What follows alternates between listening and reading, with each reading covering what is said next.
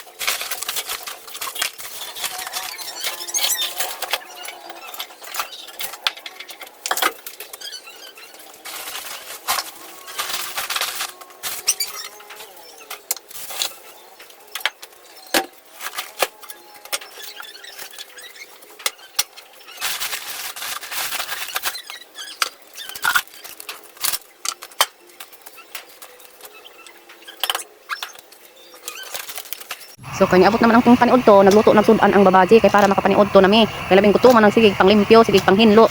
Bisag unsa nato kabisi, di jud ta makalimot og kaon. Labi na kita mong inahan, mukaon jud tag tingpong tingkaon kay ulit ta magsige patid-patid og lataris. Dan, muli maghuhiniksik sa atong buhok. Ang atong pagkaon dapat naa sa insaktong takna para di kita mga daot. Ang matrabahoon sa bahay makapaabot man na.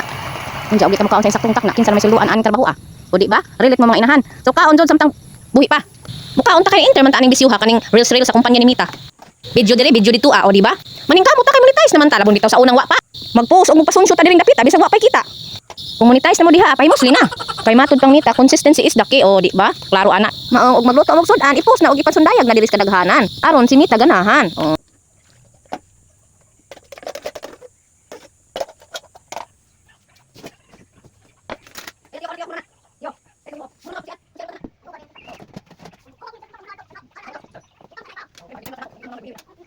Kung dangon na ni akong baba nga sige saba-saba kay aron magsima-sima na punta diha. Unja taman sa naman ta diha. Thank you for watching. Bye. See you on my next video.